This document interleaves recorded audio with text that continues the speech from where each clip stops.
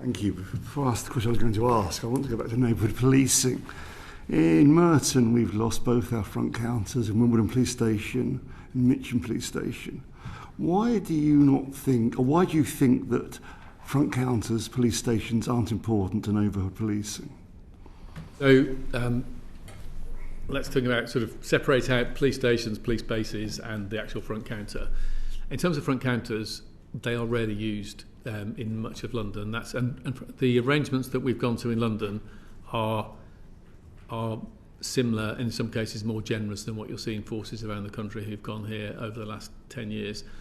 The sort of closures of front counters we've done are counters that maybe have 2 people in a day come in to report a crime or something like that. They're very, very, very low usage, and that's a very expensive way of dealing with that.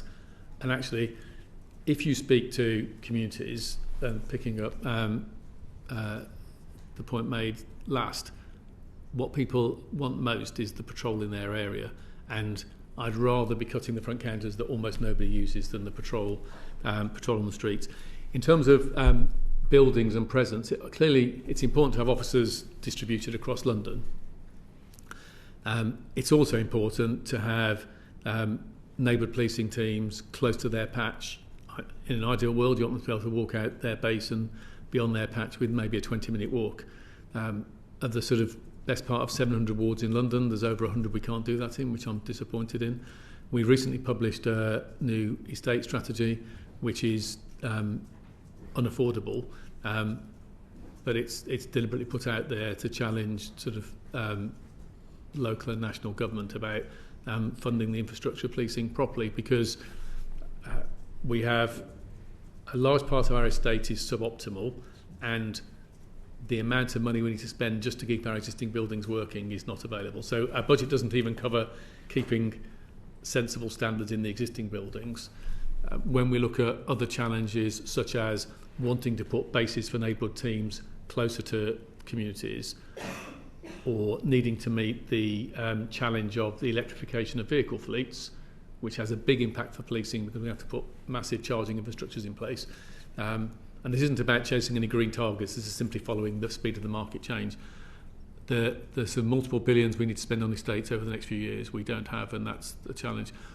One way to try and make some progress on that, despite the budgets, is if partners can help us with at low rates sharing other buildings in communities that might help us with the neighbourhood team part of that. I'm looking to do it. So I'm trying to stretch ourselves as far as we can do on that. But absolutely, we should have neighbourhood teams based in and close to the community.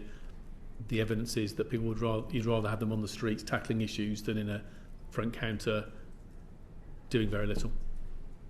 Wimbledon Police Station has far more than 2 visitors a day, and that's been closed. But are you having discussions with councils about sharing premises? Yes. Are you discussing that with Merton Council? We're doing it across London, and we're coordinating it with City Hall. I can't remember the individual conversations with each council, but that's the intent. Okay. This committee was deeply shocked by the Panorama programme in Charing Cross Station, as I'm sure you were. Yes. Before I ask you what you've done about it, why didn't the Met know about it already? How could this happen without the Met knowing about it? So, the Met having long-term issues on standards is not news, and I've been very clear about our determination to tackle that.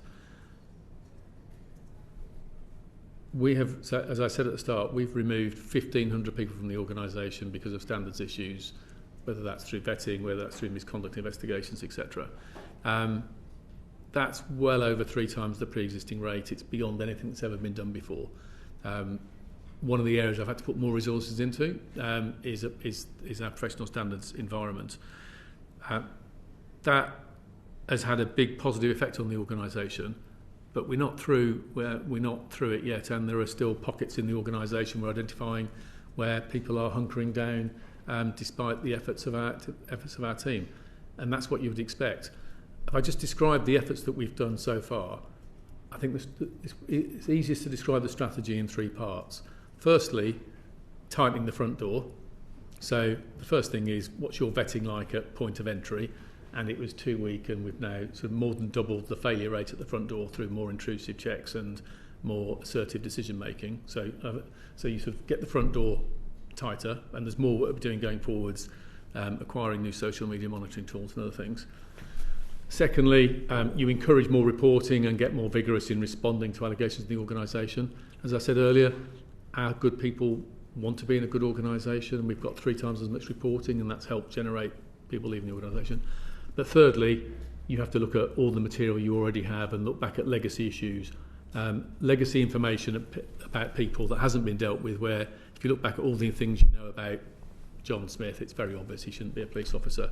And that's why we pushed for changes in vetting regulations, and which have eventually been achieved. And through that combination of efforts, we've had that effect.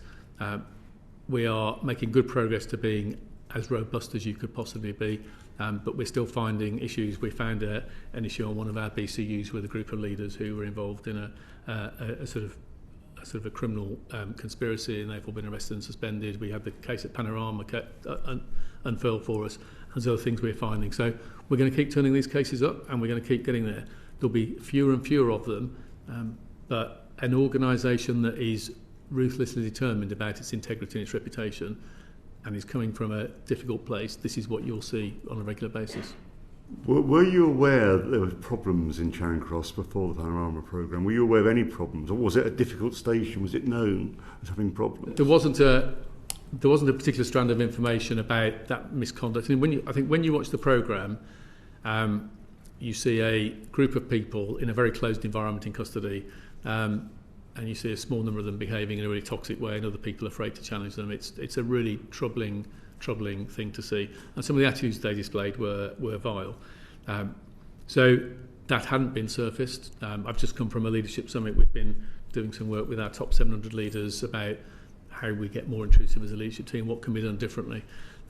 So at some point in the future that would have been surfaced, but as I say, we're slowly working through the organisation. The biggest doubling down on standards that policing has ever seen in this country by a long way. We're a large part of the way through it, but we're not finished. But meanwhile, we've got the majority of our people are fabulous people who are stepping forwards and making a difference. You've previously talked about custody staff wearing body-worn cameras.